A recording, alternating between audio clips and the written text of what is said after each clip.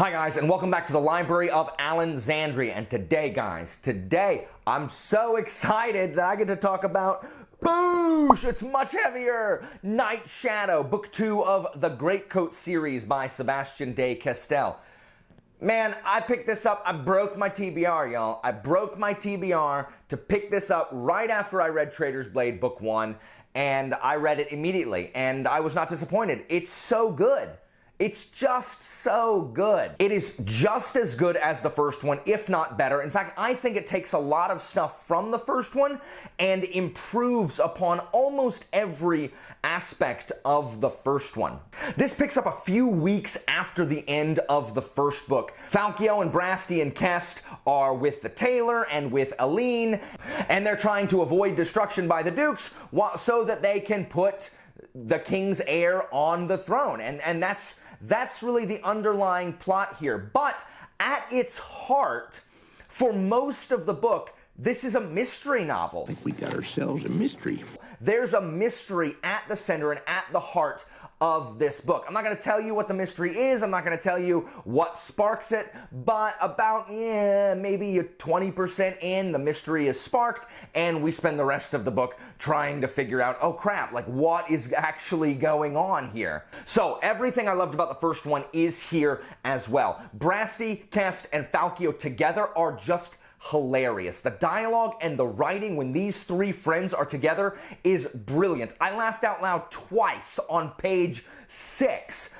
It is just so funny when they're together. I don't know how De Castell does it. I mean, him and his friends must just be funny because it's just so good. These three guys together are probably some of my favorite friends in any book that I've read. They're certainly in the running for best bromance, 100%. And in the first one, and you're still in Falcio's head, so it still is first person, but there are some complaints that you don't get enough of the other character developments in the first book because we are stuck in Falcio's head. Well, we get a lot more character development in the second book with both Brasti and Kest. We find, we learn more about them, we explore their motivations and things that are important to them, and that's really exciting to get to learn more. And Falcio's amazing. I love Falcio. Falcio is my boy. I'm glad that he is at the center of this, but I also really liked learning more about what makes Kest tick and what makes Brasti tick. In fact, I think the character work in this book is stronger just in general. We're introduced to several new characters. There's a knight and a duke that I really liked. It's nuanced, because in the first book, there's no nuance to any of the dukes or the knights. They're just all terrible. They're all bleh. But in this one, there is much more nuance to these characters, and I thought it was really well done, the way De Castell can make these just despicable, like the despicable men like a duke have some kind of self-interested motivation that makes them do things that you wouldn't expect them to do because, you know, it shows that the dukes aren't just motivated by their emotion and their hatred and their greed and everything. They are also motivated by things that other human beings are motivated, that aren't all these horrible, negative, you know, corrupt motives. And we see that in multiple cases. It's not just one duke, it's several dukes we see that nuance that we did not see in the first one. It's the same thing with the knights. There's one knight character that I just loved, was my new favorite character, just so well drawn, and I was just like, yes, powerful guy, love this guy. Just really good characters. We see more from Aline, we see more from the tailor, we even see more of Athalia, Falcio's wayward love interest, that I mean, that's one of the things that I didn't really love about it. I still don't love the love interest angle with what's happening there, but it does kind of explain some things from the first book. And some characters just cannot stop themselves from being huge douchebags, despite the fact that it is not in their best interest to keep being douchebags. It is just interesting to watch people kind of wrestle with their core character. So some people rise above it and some people don't. And it's just interesting to see what motivates people to rise above their baser instincts and what keeps them down where they suck. So the character work I love. I loved learning about the other Greatcoats. We get a lot of insight into the other Greatcoats that served with Falcio and Brasti and Kest under King Palis. We learn where some of them went. We get the personalities of what they were good at, as Falcio kind of remembers. He's in this situation and he remembers, oh, that this particular Greatcoat was really good at that. Oh, if only this Greatcoat was here, we'd be able to do that. We get to see even more with Valiana from book one. There's one character in particular that I don't love, because this character has a little bit of the danger makes me horny trope, which I don't like at all. It's probably my least favorite trope. So that's probably my least favorite of the new characters is that new one. If you've read it, you know exactly which character I'm talking about. And so we just have such a larger cast here, and De Castell juggles them really well. I felt like we knew all of the cast pretty well, considering that we have to stay with Falcio, and he doesn't ever put really those guys in front of our Greatcoats, because those are the guys that we want to see. We want to see the Greatcoats. And so this book is really about discovering the mystery that they have to. Like, the future of the kingdom and the future of the Greatcoats and the future of Palis's legacy all rides on them discovering this mystery before the entire country erupts into just complete destruction and civil war. And there are so many kind of cross motivations, and the Greatcoats are at odds with people that you wouldn't think they'd be at odds with, and having to make unlikely alliances with people you wouldn't think they'd normally ally with, and it's just back and forth. And the real politic is just great, because almost everyone, not everyone, there are some serious mustache twirlers up in this beast, but almost everyone makes a really good point with why they're doing what they're doing. Sorry, if you hear noise, it's Spurgeon. I kept him in the room. I don't normally keep him in the room, but he's messing with the blinds. Spurgie, stop. Oh, he's mad. Here's Spurgie. You can see the boop, boop, boop. He's mad. It's almost time for their dinner, but I haven't fed them yet. I was going to do that after I film this. Okay, bud, go. And so, yeah, so everyone's motivation makes sense, and it's a really good exploration into realpolitik. Sometimes the thing that makes the most sense to do is probably kind of morally reprehensible, and it's going to cost a lot of innocent people their lives. But in the long run, it might cost fewer innocent people their lives. And so there's a lot of this wrestling with what the right thing to do is. And Falcio, who is our beacon of honor, he's trying to be loyal to the king's ideals. He believes in the ideal of the Greatcoats. He believes in justice. He believes in valor, which we're going to talk about in just a second. And so Falcio is not willing to make some of these hard choices that might actually make things better in the long run, if that were the case. But Falcio, he's not about that life. He's not going to do the wrong thing now to have it work itself out later. That's not Falcio. This is a much longer book. It's about twice the size of the previous book, and so it never feels like breakneck pace. You never feel like you're losing your breath like the roller coaster last 200 pages of the first book, and that's good. Like, it's never slow. It doesn't feel like you're racing down a mine shaft in a runaway minecart. There is just as much fighting in this book as the last book, so again, if you don't like combat and kind of intricate, like, sword work and where your foot's being placed and you know, flicking the tip of your rapier to hit this while striking or parrying with this other one, there's still a lot of that, but it doesn't feel like there's quite as many because they're kind of spaced out, even though there are just as many as in the first book. Because there's more room in the book to space them out, they're not like right on top of each other anymore. And this is where you should take your warning. This is a much darker book than the first one. The first one is dark, and there's some dark moments, and there's some rough moments to read about. This book has more gut punches. About halfway through, it's not funny anymore. It's so fun. Oh, we're having a good time. Oh, look at that. Oh, our heroes. And then, it's just not funny anymore. And everything's terrible, and everything's bad, and it just becomes this extremely bleak exercise in human futility. And it is hard to read in places. You need to be warned that there's some dark stuff in here. There's you know, kids dying, there's torture, there's some sexual assault stuff. It is a challenging read in places where it is just black despair. And the pictures of grief that we have are really really powerful.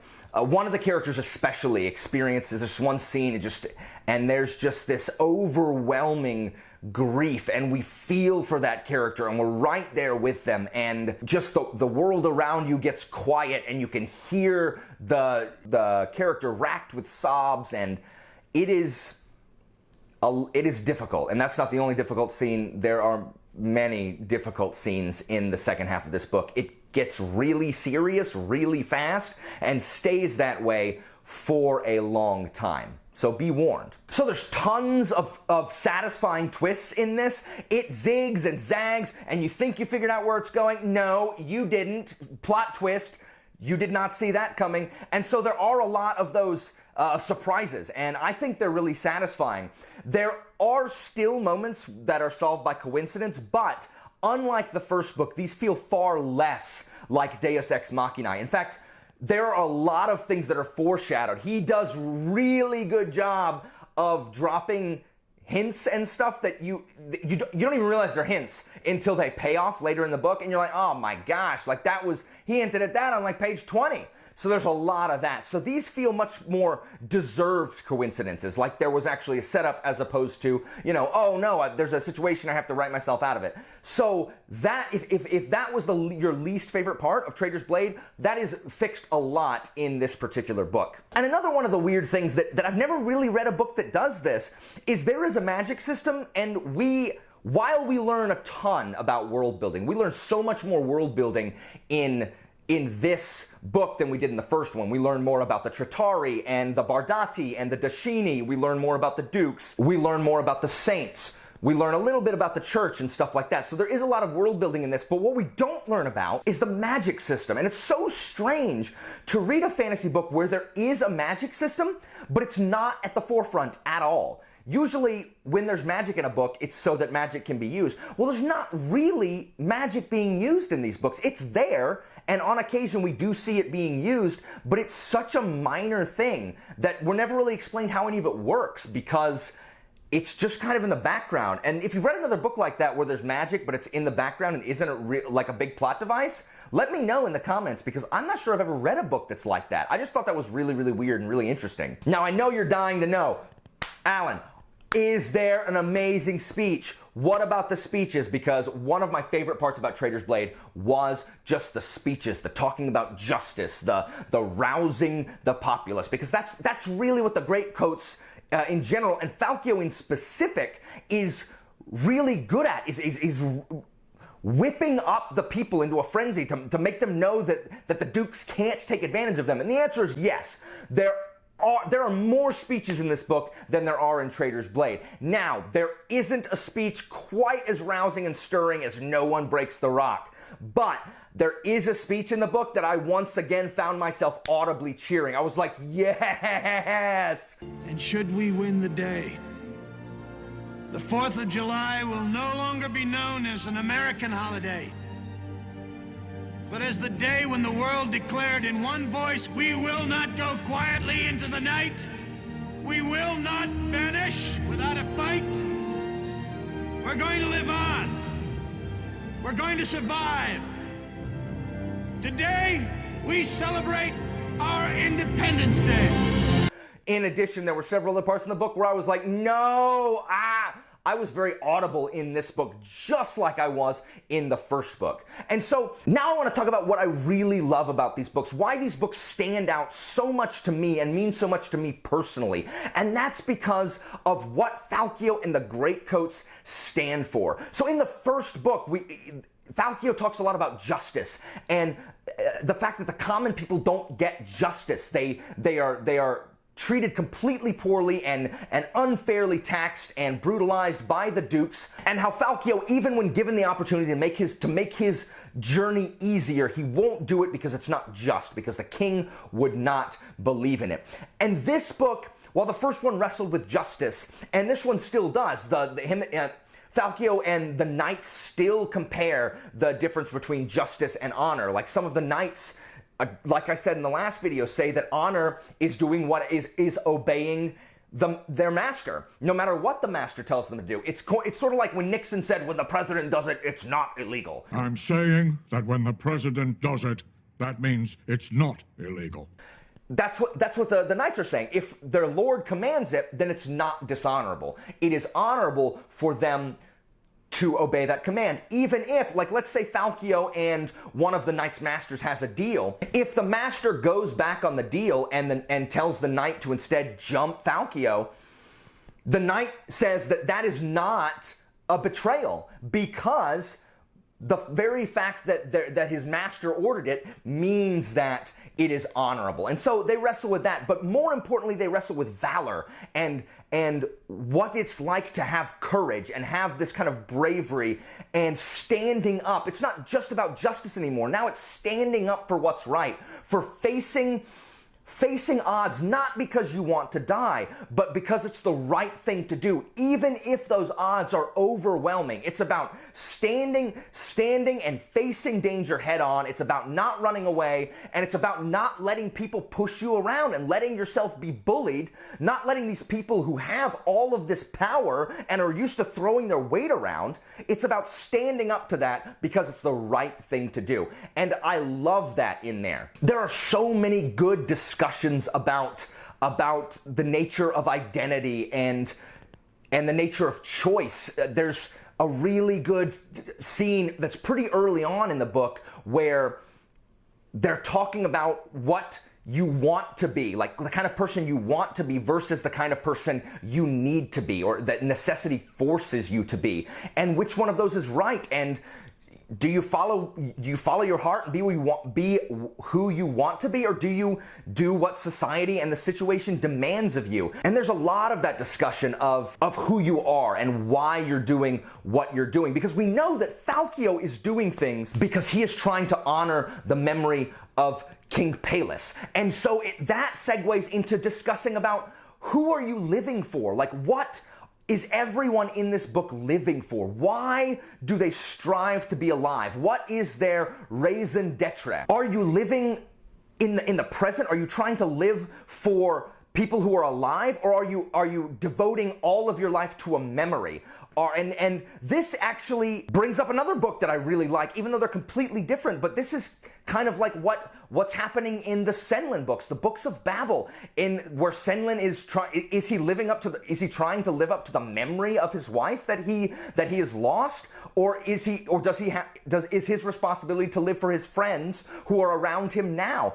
And Falcio especially, but the others in general, are also struggling with that.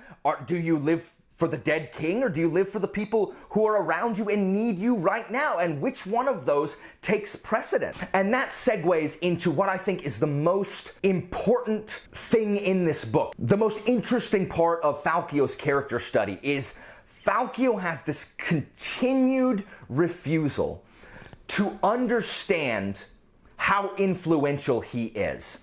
He does not view himself as influential. He doesn't view himself that he has the ability to persuade people, that he has the ability to inspire people, that people are doing things because of Falcio, not because of ideals or anything else, but because Falcio is their friend or their leader or their role model or whatever it is. He can't grasp his own importance. And because he just is so consumed by the mistakes that he's made and by the death of his wife that, he was bothered by from the very beginning of the first book, he can't see how much the people around him need him and care for him and are just relying on him. And I think that's something that we can all kind of relate to, because how often have any of us felt like, it doesn't matter. Like, I don't matter to other people. If I wasn't in their life, like, would their lives be really any different? It's kind of like an It's a Wonderful Life moment. What is it you want, Barry? What do you want? You want the moon? Just say the word and I'll throw a lasso around it and pull it down. And I think it's important for us to realize that we have a bigger impact on the people around us than we probably usually think that we do. And it's the same thing for Falcio here. And watching Falcio's journey and watching him continually miss that point, your heart breaks for him and you're with him the entire way. And I just think that whole arc of Falkio's story is just so extremely well written. The other important thing that this book talks about before I wrap up is the importance of storytelling, the importance of a memory and the way a story is told and who tells the story and how they tell it. This is brought up in Hamilton as well, if you've seen Hamilton. Who lives, who dies, who tells your story? Well, I mean, Falkio is dealing with the same kind of stuff. And that's because we learn about the troubadours called the Bardati, and about how stories have power and stories can be corrupted and stories can inspire somebody. And that's why we're here on BookTube, guys. I mean, that right there is something that every one of us watching this video can relate to. Stories inspire, stories encourage, stories change us and make us, and they shape the way we feel about things and the way we see the world, and they provide different lenses through which we can see things that are different from us. And Night Shadow addresses that as well. There's just so much in this book, along with like non-stop action, non-stop political intrigue that still deals with like real political stuff, like what happens if the economy of one city stops? How does the ripple effects affect the rest of the country? You don't see that a lot. It's so good. So, no more talking about the book. You need to go read it on the Kingfin approval system. Superb plus, easily. I gave the first one a superb to superb plus. That's not even right. It's a superb plus. This is a superb plus book. Out of 5 stars, I give it 5 stars. Oh, you're shocked. It's 5 stinking stars. My only regret is that I do not know when I'm going to be able to read the third one. It's probably not going to be till October, and that fills me with a great sadness that could create lakes with the amount of tears that pour forth from my eyes. So that stinks, but it's a great book, guys. If you read the first one, there's literally no reason not to read the second one. If you have not started reading these books and you want to read along with people, Mike over at Mike's Book Reviews is running a Greatcoat read-along every month. They did the first one last month. They've just started Night Shadow this month, so go get in on that. Be on the lookout for those reviews as well. I'm excited to see what other people thought about Night Shadow, but you know I'll be back when I read that third one, and if I'm weeping, it's because it wasn't any good, but I think it's going to be awesome. Thanks, guys, for watching, and as always, I will see you next time.